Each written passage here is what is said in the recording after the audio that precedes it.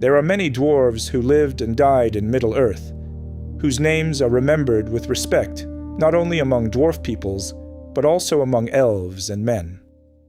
Like Narvi, who crafted the west gate of Khazad-dûm with Celebrimbor, or Gimli, who fought on the front lines in the War of the Ring. Yet, among these dwarves, 5 of them accomplished such significant deeds that the entirety of Middle-earth was affected on a macro scale. Hello everyone, welcome to Middle-earth Tales. I am Murat. Today I will tell you about 5 dwarves who caused Middle-earth to change on a macro scale. I use an AI clone of my own voice in my videos. If you would like to learn the reason behind this and find out a bit about who am I, check out my About Me video. So let's get started. The first dwarf we must mention is, as you might guess, Durin, or by another name, Durin the Deathless. He was the first and most important of the 7 dwarf fathers who awoke from their sleep long before the sun even rose.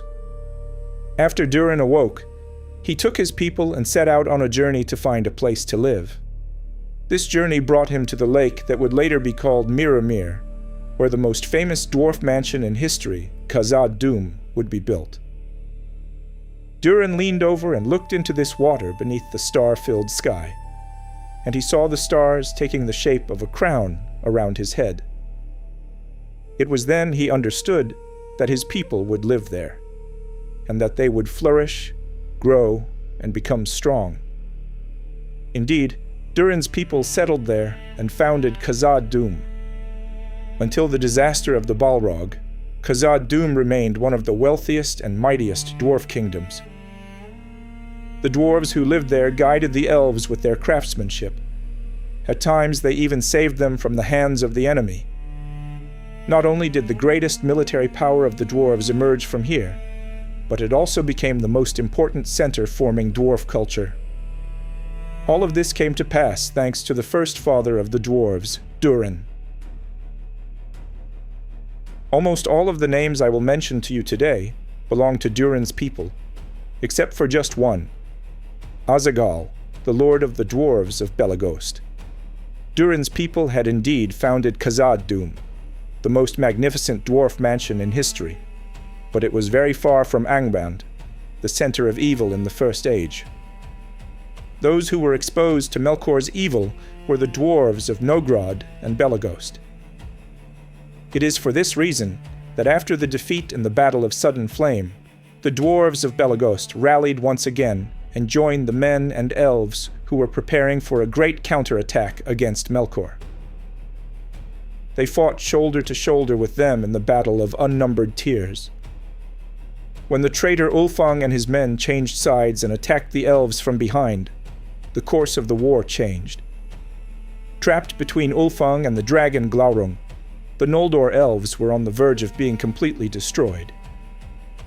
It was precisely at that moment that Azaghal and the dwarves arrived. The dwarves were more resistant to fire and wore great masks that protected them. When Glaurung attacked them, Azaghal did not flee. The dwarves encircled the dragon. Even Glaurung's strong armor was not entirely resistant to the blows of the dwarves' magnificent axes. In a rage, Glaurung attacked Azaghal and knocked him to the ground, but Azaghal, with his remaining strength, drove his knife into the dragon's soft belly. Experiencing such pain for the first time in his life, the dragon fled from the battlefield, and the other beasts of Angband followed him in terror. Yet Azaghal also died at that moment. Thanks to his and the other dwarves' sacrifice, the Noldor elves were able to escape the battlefield. Among those who escaped were the sons of Feanor. Thanks to these children, the history of Middle-earth continued to be shaped, for better or for worse. Had it not been for Azaghal, perhaps history would have ended at that very point. The third name that changed history was Thror. However, it is difficult to say that he brought about this change through heroism like Azaghal. His action could be characterized more as foolishness, but in the end, it had a great impact on Middle-earth.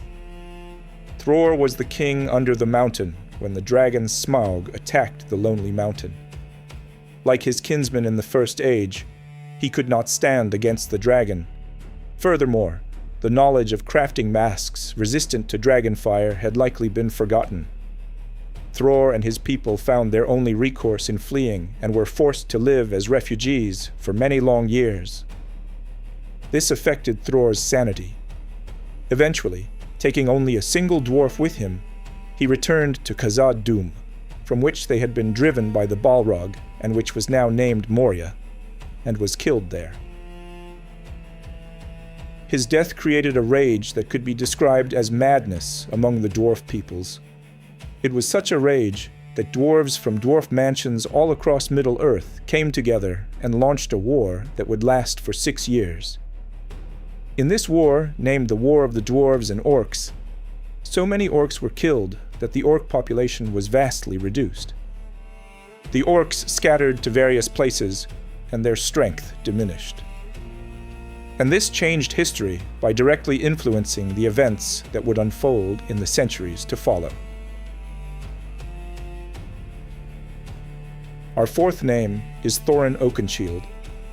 However, unlike his grandfather, he changed history not through his death, but thanks to the heroic expedition he undertook. During the Erebor expedition, he organized perhaps the most critical and major event of the Third Age after the overthrow of Sauron took place. The dragon Smaug died.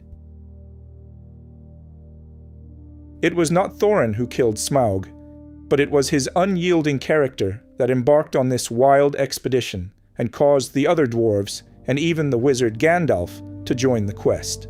The dragon Smaug was one of the massive problems occupying the wizard's mind. Gandalf felt that before the approaching danger of Sauron arrived, the dragon menace had to be dealt with somehow, but he did not know how it would happen. Thus, Thorin Oakenshield caused this problem to be eliminated for the entire world. Another important consequence of this expedition, though not quite as much as the death of the dragon, was that a second blow was dealt to the orcs, who had multiplied again after the War of the Dwarves and Orcs. Thus, the number of orcs at Sauron's disposal was pruned once again. Our fifth and final name already entered this list as a direct result of the events set in motion by Thorin. But of course, that is not the only reason. Dane Ironfoot, who participated in the Battle of the Five Armies that broke out after the dragon was eliminated, became the king under the mountain upon Thorin's death. Allying once again with the men of Dale, the dwarves quickly grew strong again. Sauron likely did not appreciate the dwarves emerging as a power he had not accounted for in his plans. He first sent emissaries to them, attempting to entice them with hints of a ring of power. When that failed, he threatened them.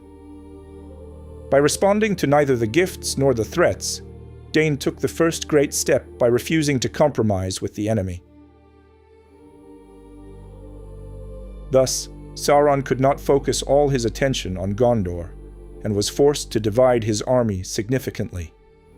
He had to send a massive army composed of his allied men and orcs against Dane and the men of Dale. The dwarves and men put up a great resistance. Dane perished while defending his kingdom before the gates of the Lonely Mountain. This resistance of his helped save not only his own kingdom, but everyone else as well. Thanks to this, Minas Tirith narrowly escaped destruction. Had Sauron been able to send his entire army, Gondor would have been wiped out.